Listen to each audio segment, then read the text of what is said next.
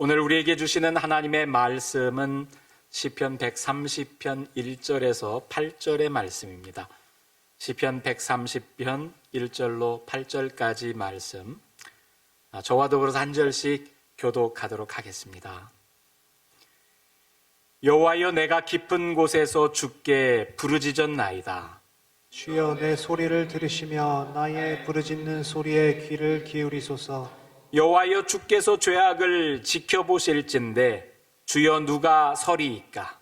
그러나 사유하심이 주께 있음은 주를 경외하게 하심이니이다. 나 곧 내 영혼은 여호와를 기다리며 나는 주의 말씀을 바라는도다. 파수꾼이 아침을 기다림보다 내 영혼이 주를 더 기다리나니 참으로 파수꾼이 아침을 기다림보다 더하도다. 이스라엘아, 여호와를 바랄지어다. 여호와께서는 인자하심과 풍성한 속량이 있음이라. 그가 이스라엘을 그의 모든 죄악에서 속량하시리로다. 아멘. 기도하십니다. 살아계신 하나님의 영이시여, 이 시간 우리들 가운데 임재하여 주시옵소서. 말씀을 전하는 사자의 입술을 주장하셔서 온전히 주님의 말씀만이 선포되게 하시고 듣는 우리의 마음을 열어주셔서 주의 말씀으로 말미암아 우리 심령이 새로워지는 결단 가운데 서게 하여 주옵소서. 감사드리며 예수님 이름으로 기도드리옵나이다. 아멘. 스크린에 대림절 초에 이렇게 불을 밝힌 사진이 이렇게 있고요. 우리도 애드벤트 레스에 그 초 하나를 이렇게 불 켜놓은 것을 여러분들이 이렇게 볼 수 있습니다. 대림절 초를 하나 이렇게 밝혀놓고 우리는 오시는 주님을 기다리고 있습니다. 여러분, 대림절 또 대강절 그러는데 고대한다, 대망한다. 뭘 대망합니까? 임재를, 주님께서 오심을 고대하는 절기가 바로 대림절이지요. 제가 브리테니카 사전에서 이렇게 보니까 대림절을 이렇게 설명합니다. advent라는 말이 이 라틴어 adventus에서 온 말인데 coming, 온다, 오고 있다, 그런 의미의 말을 이렇게 영어로 차용해서 advent를 쓰는데, 이 말이 이런 절기라는 거지요. 준비의 절기인데 성탄절, 예수 그리스도께서 태어나신 것을 기념하고 축하하는 그 준비의 기간이고, 동시에 더불어서 다시 오시겠노라고 말씀하신 주님을 또 우리가 맞을 준비를 하는 그 준비의 기간이 바로 애드벤트다, 대림절이다, 이렇게 설명해 주고 있습니다. 여러분, 우리가 대림절 첫 번째 주일을 맞아서 예배 드리고 있는데요. 여러분, 정말로 오시는 주님을 기다리십니까? 목사가 앞에서 이렇게 뭐 물으면 그냥 우리가 자동 반사적으로 아멘 하고서 이렇게 대답할 것이 아니라 한번 진정 여러분 여러분 성도의 삶을 살면서 정말 우리가 예수님의 오심을 기다리고 있는지 여러분 이 시간에 한번 물어볼 수 있길 바라요. 기다린다, 그 기다림이라는 단어에 이렇게 담겨져 있는 의미들이 있지요. 이미지도 있고 심상도 있어요. 가슴 설레는 그리움 같은 것이 여러분 기다림 가운데 이렇게 담겨져 있습니다. 황지우 시인의 시 가운데 너를 기다리는 동안이라는 시가 있어요. 기다리는 이의 마음을 이렇게 잘 드러내고 있는 시인데, 이 시인은 세상에서 기다리는 일처럼 가슴 설레는 일이 없다, 그렇게 말하면서 이렇게 노래합니다. 네가 오기로 한 그 자리에 내가 미리가 너를 기다리는 동안 다가오는 모든 발자국은 내 가슴에 쿵쿵거린다. 바스락거리는 나뭇잎 하나도 다 내게 온다. 기다려본 적 있는 사람은 안다. 제가 할게요. 여러분 시를 보면 다가오는 모든 발자국이 내 가슴에 쿵쿵거린대요. 이게 기다리는 사람의 마음이라고 시인이 이야기해요. 제 어린 시절에 초등학교 한 2, 3학년쯤 우리 주일학교에 있는 지우 어린이 또래쯤이었던 것 같아요. 서울에 사는 막내 고모가 대전에 있는 저희 집에 이렇게 온다고 사는 소식을 듣고 그 어린 마음에 고모가 보고 싶어서 조금 더 빨리 이렇게 보고 싶어서 왜냐하면 그 막내 고모가 저보다 한 띠 이렇게 터울 나는 그다지 많이 차이 나진 않는데 저를 엄청 예뻐해 준 그런 고모님이에요. 근데 우리 집에 온다니까 먼저 가서 이렇게 고모를 맞이하려고 고속버스 터미널에 이렇게 가서 고모를 마중 나가서 기다린 적이 있어요. 오늘날처럼 뭐 이렇게 분주하지 않고요. 그때만 해도 지금부터 뭐 한 40년 이전이니까 버스터미널에 이렇게 차들이 들어오고 하차장에서 사람들이 내리고 그러면 거기서 이렇게 사람들을 맞이하기도 하고 그런 일들이 있었습니다.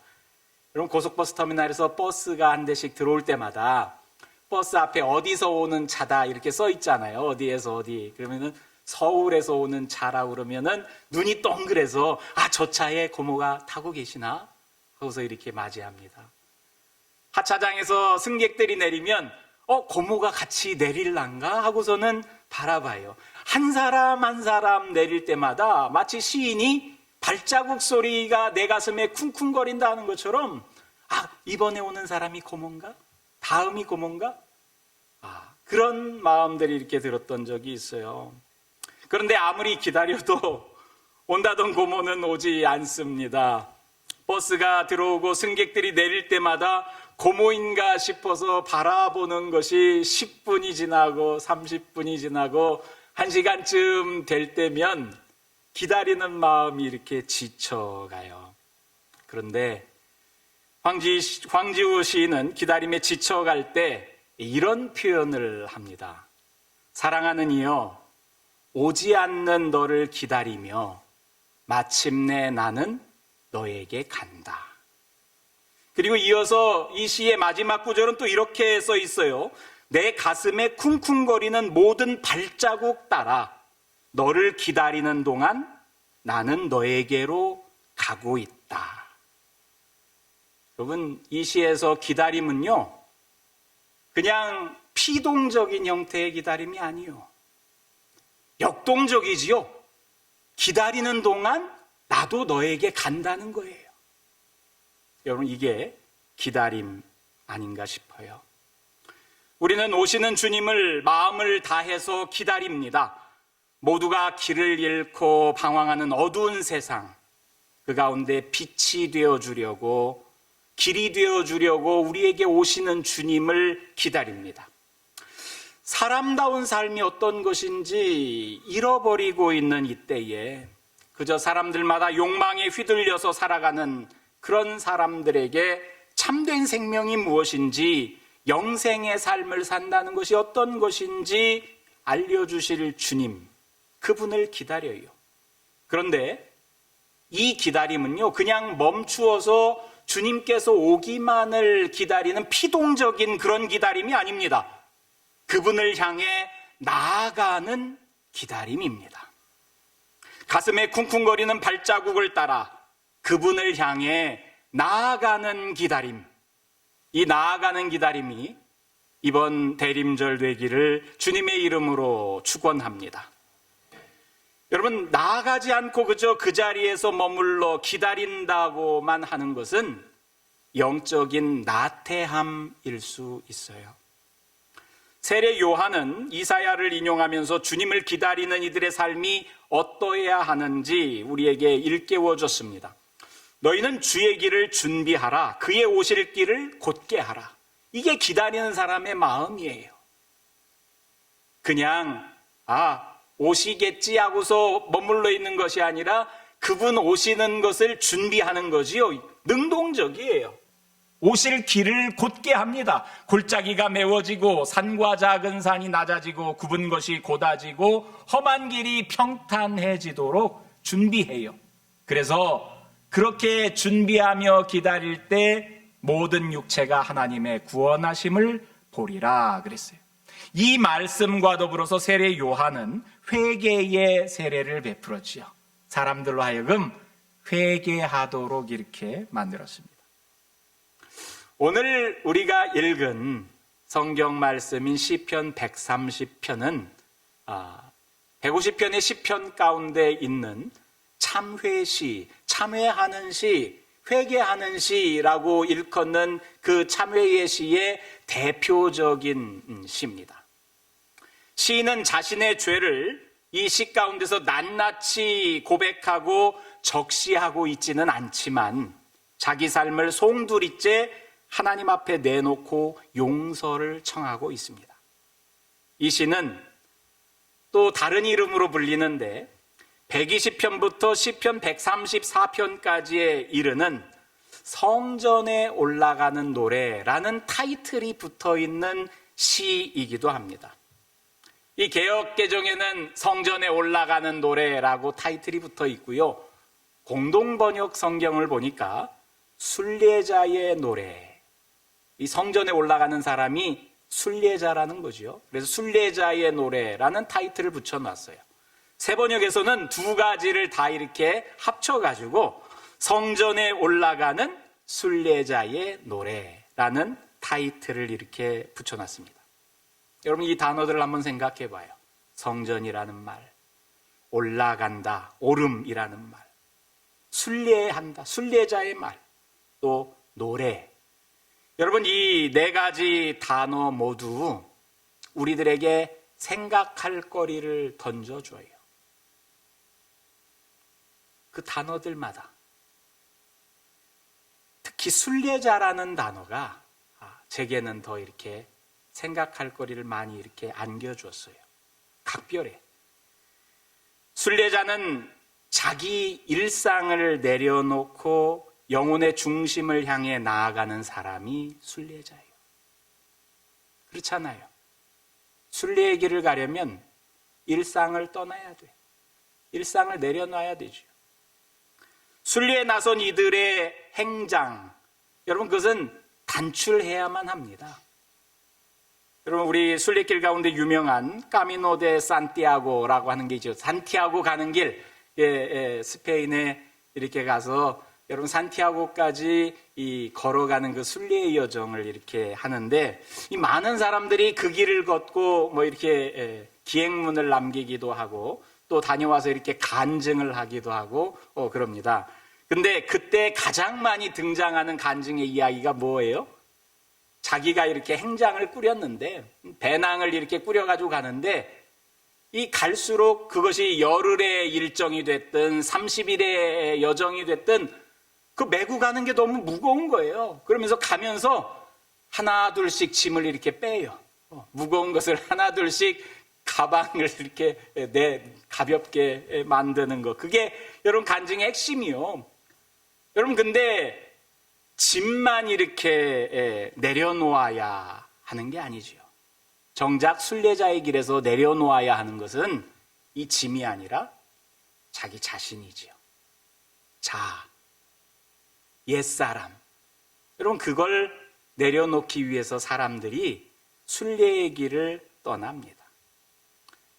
자기의 옛사람을 내려놓고자 기회를 만들어서 순례의 길을 떠나는 거죠. 순례자들이 남긴 기록들을 읽다 보면요, 그 가운데 자주 만나는 단어가 눈물이에요. 눈물을 흘려요. 걸어가면서 눈물을 흘립니다. 근데 열흘을 걷고 30일을 걷고 그래 힘들어서 눈물을 흘리고 우는 것이 아니라 그럼 걸어가면서 하나님의 크심 앞에서 내가 얼마나 작은지 그것을 깨달아가면서 울어요. 또 하나님께서 주신 값없이 주신 그 은총이 얼마나 소중하고 귀한지 그걸 알아가면서 울지요. 걸으면서 하나님이 손길이 느껴지는 산들을 보면서 하나님의 장엄함 가운데 또 토취해서 울기도 해요. 그러면서 정화가 이루어나죠. 옛자가 죽어지고 내가 죽어지고 다시 태어나는 그런 경험들을 해요. 순례의 모든 과정은 그래서 정화의 시간이 됩니다. 이 시편 130편은 그런 순례자의 노래라는 거예요. 하나님께서 계신 곳을 향해서 나아가는 순례자의 노래. 그 첫 구절을 시인은 이렇게 적습니다. 여호와여 내가 깊은 곳에서 주께 부르짖었나이다. 여호와여 내가 깊은 곳에서. 여러분, 깊은 곳이라는 표현은 굳이 설명을 따로 드릴 필요가 없는 말인 것 같아요. 우리가 간혹 직면하게 되는 인생의 시면의 자리, 그게 깊은 곳이지요. 사실 깊은 곳, 세번역에서는 깊은 물 이렇게 표현을 하는데 원래 히브리 말에는 그냥 깊음, 저 깊은 곳. 전모를 파악할 수도 없고 벗어날 수도 없는 일종의 인생의 한계 상황 같은 곳. 그 깊은 곳에 있다는 말은 내 힘으로는 도저히 어떻게 해볼 수 있는 그런 것이 아닌 상태를 일컫는 거죠. 우리의 무력감이 한없이 드러나고 어찌 해볼 수 없는 것에 그냥 두렵고 떨림만 있는 곳. 여러분, 이런 것을 우리가 느낄 때가 있습니다. 인생 가운데 예기치 않게 찾아오는 돌발적인 일들로 이런 것들을 경험하기도 합니다. 원치 않았던 큰 질병에 이렇게 맞닥뜨리게 될 때도 있고요. 천재지변을 겪을 때도 있습니다. 큰 사고를 당할 수도 있고요. 또 실패의 경험이 될 수도 있고 사랑하는 이로부터 배신당하는 경험일 수도 있습니다. 여러분, 근데 이런 외부적인 상황이 우리에게 안겨주는 깊음보다 더 깊은 것이 있는데 내 존재의 시면과 같은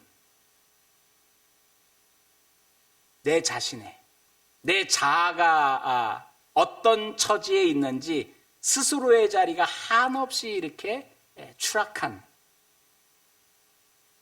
내가 꽤 근사한 사람인 척하면서 살았는데 자기 속에 있는 어두운 욕망과 죄성이 가감없이 이렇게 보여지는 자리. 여러분, 그게 깊은 곳일 수 있어요. 내가 죄악 덩어리구나. 내가 죄악 덩어리구나 하는 것이 여실없이 이 발가벗겨져서 드러나는 그 자리. 깊은 곳 속에 빠진 듯한 느낌이 듭니다. 그것과 맞닥뜨리면 말이죠. 여러분, 바로 이런 상황에서 시인은 2절에서 주님을 불러요. 여호와여 내가 깊은 곳에서 주께 부르짖었나이다. 주여 내 소리를 들으시며 나의 부르짖는 소리에 귀를 기울이소서. 여러분, 깊은 곳이 왜 죄가 득실득실해서 내 본성이 보여주는 그런 자리라고 그랬어요.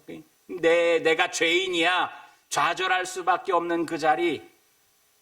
그런 곳에서 하나님이 오실 때 세례 요한은 너희가 회개해라, 그분을 맞을 준비를 해라, 그렇게 외쳤던 거죠. 근데 이 시인은 그런 자리에서 하나님을 부른다는 거예요. 주여 내 소리를 들으시며 나의 부르짖는 소리에 귀를 기울이소서. 여러분, 이 시의 시인은 자기가 죄 가운데 있다고 하는 영적인 곤경을 회피하지도 않고 그것을 바로 직시하면서 도리어 주님께 애원합니다.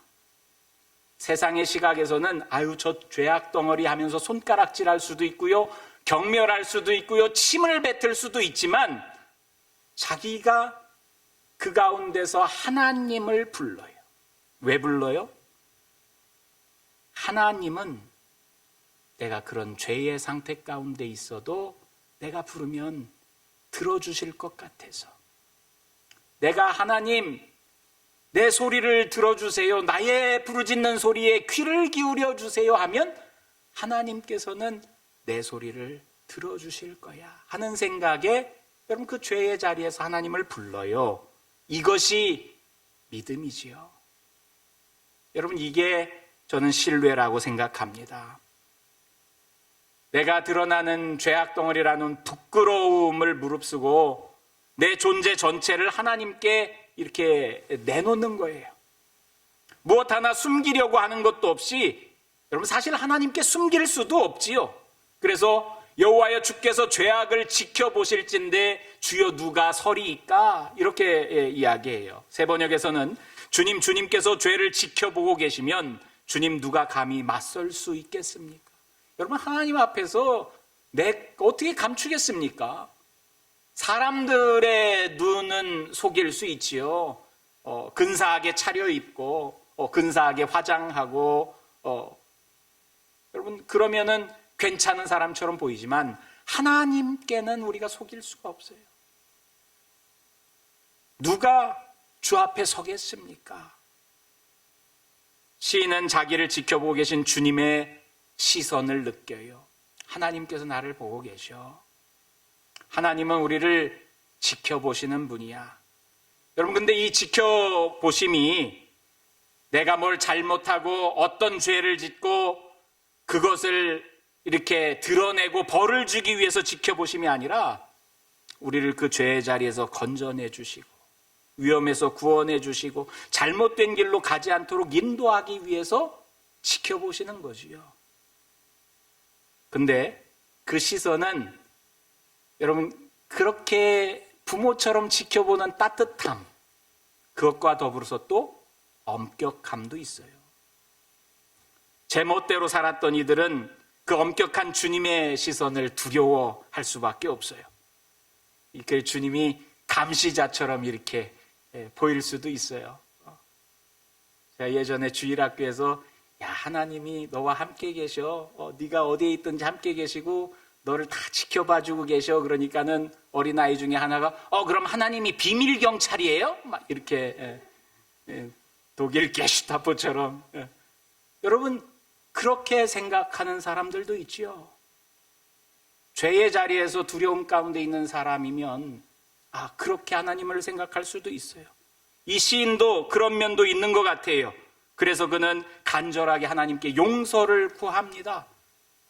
주께서 죄악을 지켜보실진데 주여 누가 그 앞에 서리이까? 그러나 사유하심이 주께 있음은 용서해 주심이 주님께 있습니다. 이 말이죠. 그래서 나는 주를 경외합니다. 시인이 이렇게 노래해요. 여러분 죄책감에 사로잡혀 있을 때 우리 영혼은 위축됩니다.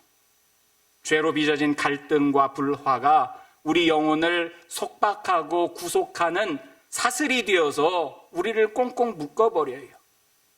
우리가 누릴 수 있는 평화를 빼앗아가 버립니다. 그래서 사탄은 우리가 죄인의 자리에 있다고 계속해서 우리를 참소합니다. 너 죄인이야? 네가 하나님 자녀라고? 웃기네. 너같이 형편없는 죄인이 그러면서 우리를 죄의 사슬 가운데 묶여 있게끔 만들어요.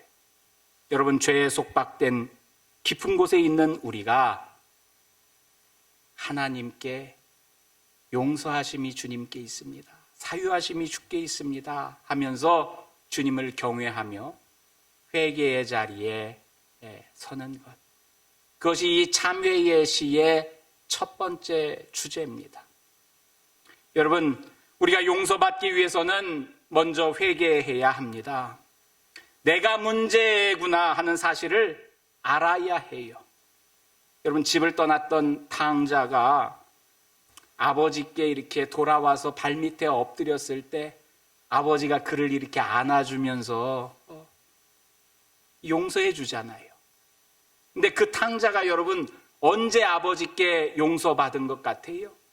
아버지가 이렇게 안아줬을 때? 아니요, 저는 그 탕자가 내가 아버지 발밑으로 돌아가야 되겠다.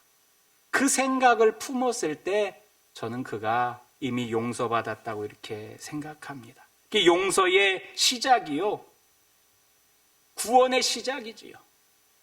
여러분 토마스 키딩이라고 하는 영성가 신부님이 계신데 그가 회개라는 말을 이렇게 설명한 적이 있어요. 내가 행복을 찾고 있는 방향을 바꾸어라. 행복을 추구하는 그 방향을 바꾸는 것이 회개래요. 여러분, 사람들은 행복의 파랑새를 찾아서 온 세상을 헤매고 다닙니다. 그러면서 자기가 누구인지 정작 잊어버리면서 삽니다. 스스로의 삶을 망가뜨리기도 하고 다른 사람에게 해를 입히기도 합니다. 그저 세상에 좋다고 하는 것들을 내 삶 가운데 채워놓으면 행복할 수 있다고 믿습니다. 그런데 남들보다 더 많은 것을 누리며 살 수 있을런지는 모르지만 사람이 경험할 수 있고 아니 사람이 경험해야만 하는 그런 행복에 대해서는 진정한 행복, 진정한 평화에 대해서는 맛보기 어려울 수 있습니다. 진짜 행복은 채움 속에 있지 않아요. 오히려 비움 속에 있다고 그러죠. 주일학교에서부터 여러분 우리가 노래를 배웠잖아요. 사랑은 참으로 버리는 것. 여러분 움켜쥐는 것이 아니라 버리는 것. 어려서부터 배웠던 찬양에 답이 있어요. 여러분 회개한다는 것은 그래서 자기 중심적인 무언가를 채우려고 하는 자기 중심적인 것에서 하나님 중심적인 것으로 또 함께 더불어 살아가는 이웃의 중심적인 것으로 여러분 포커스를 옮겨가는 거죠. 그래서 아까 토머스 키딩 신부는 행복을 찾고 있는 방향을 전환하는 것, 그것이 회개다 이렇게 이야기를 합니다. 여러분 중심적인 생각으로 살아갑니까? 아니면 나보다는 다른 사람에 더 중심을 두고 삽니까? 하나님께 중심을 두고 삽니까? 그런 맥락에서 여러분 회개한 삶을 살고 있습니까? 한번 물어볼 수 있길 바라요. 오늘의 시인은 용서는 주님만이 하실 수 있는 것이라고 고백합니다. 사유하심이 주께 있음은 주를 경외하게 하심이니이다. 용서는 주님만이 할 수 있는 것이므로 우리가 주님만 경외합니다. 그런 고백이지요. 주님은 하나님 앞에 회개하는 심령, 참여하는 심령을 품어 안아주십니다. 용서라는 말은요, 받아들여지는 체험이지요. 내가 죄인인데, 내가 회개했더니 하나님께서 나를 받아주셨어. 당신의 자녀로, 당신의 백성으로 하나님께서 나를 품어주셨어. 내가 하나님께 accepted 됐어. 나의 존재를 하나님께서 전폭적으로 받아들여 주신다는 사실, 여러분 그 사실 앞에서 우리가 처음 예수를 영접하고 여러분 하나님의 자녀가 됐다 하는 그 소식 듣고서는 울지 않았습니까? 내가 하나님께 받아들여졌어. 내가 하나님 형상답게 살지 못했는데, 내가 저 죄의 심연에서 허덕이고 있었는데, 그런데도 하나님께서 나를 받아주셨어. 하나님이 나를 받아들여 주셨구나 하는 그 사실을 깨달을 때, 여러분 우리 못난 자도 내게 용납이 되는 거예요. 여러분 우리는 살면서 다른 사람을 용납하지 못하는 것만이 아니라 많은 인생들이 자기 자신도 스스로가 용납을 못하고 스스로를 미워하며 살아가는 사람들이 참 많습니다. 근데 나도 용납하지 못했던 나를 하나님께서 나를 용납해 주시고 받아들여 주셨구나 하는 것을 알아갈 때 스스로를 인정하고 있는 그대로 받아들이게도 됩니다. 이게 자신과의 화해지요. 용서받은 이들에게서 여러분 이런 특징들이 나타나요. 얼굴 표정이 부드러워지고 다른 사람에 대해서도 관대해지고, 시인은 하나님이 오셔서 깊은 곳 죄의 심연에 침잠된 나를 용서해 주시고 주님 품에 품어주시길 기대합니다. 그렇게 하나님을 기다리면서 시인이 바라는 게 있어요. 내 영혼은 여호와를 기다리며 나는 주의 말씀을 바라는도다. 말씀이 육신이 되어 우리 가운데 오신 하나님, 우리와 함께 하시는 임마누엘의 하나님을 일상 속에서 모시고 사는 삶은요, 말씀과 더불어 사는 삶이지요. 그래서 말씀을 바라는 거예요. 시인은 내 영혼이 여호와를 기다리며 주의 말씀을 바란다.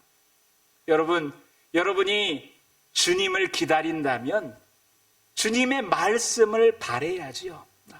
오늘은 하나님께서 나에게 어떤 말씀을 주실지, 내가 어떤 말씀을 묵상하고 하루를 품고서 그 말씀을 바라면서 살아갈지, 여러분 그 속에서 기다림이 능동적으로, 역동적으로 이루어질 수 있을 거예요. 시인은 주님의 말씀을 기다리는 자신의 간절함을 아침을 기다리는 파수꾼의 마음에 빗대어서 표현합니다. 파수꾼이 아침을 기다리는 것보다, 여러분 병사가 적이 오는지 밤에 이렇게 망루에 올라가서 캄캄히 아무것도 안 보이고 적이 오면 어떡하지? 빨리 날이 밝기만을 바라는데 그 간절한 마음보다 내가 하나님을 기다리는 마음이 더 간절합니다. 이렇게 시인이 표현하는 거잖아요. 하나님의 용서를 구하고 하나님과의 친밀한 사귐, 하나님의 말씀을 바라면서 사모했던 그 시인은 자신의 이 마음을 자기만 갖는 것이 아니라 다른 사람들에게도 이렇게 권해요. 그러면서 이스라엘아 여호와를 바랄지어다. 대림절인데 성도 여러분, 주님의 오심을 기다리면서 주님을 바랄 수 있기를 바랍니다. 주님을 기다리고 바란다는 것이 그저 피동적인 것이 아니라, 여러분 그 피동적인 갇혀있는 상태의 틀을 깨고 주님께 내가 나아가면서 기다리는, 여러분 진정한 기다림은 기다림의 대상을 향한 길을 떠나는 거지요. 아까 황지우 시인이 이야기했던 것처럼 발자국 소리를 들으면서 여러분 내가 도리어 그에게 나아가는 것이 기다림인 것처럼, 이번 대림절을 지나는 동안 여러분들의 믿음에 성숙해져서 그동안 얽매였던 내 작은 자아의 틀을 깨고 하나님과 조우할 수 있는, 그래서 하나님을 만나기 위해 걸음을 내디디면서 스스로의 틀도 깨어나가고 하나님을 만나면서 내가 또 이렇게 그분 품 안에서 스스로를 확장시킬 수 있는 은혜를 맛볼 수 있기를 바랍니다. 진정으로 주님을 영접하기 위해 주님 오시는 그 길로 나아갑시다. 우리는 하나님 나라를 향해 나아가는 순례자들 아닙니까? 주님 오시는 그 길을 향해 나아가며 대림절에 맛보는 은혜가 가득한 저와 여러분들의 삶 되기를 주님의 이름으로 축원합니다. 하나님 감사합니다. 대림절을 지나는 동안 주님께 나아가 주님을 맞이할 수 있기를 원합니다.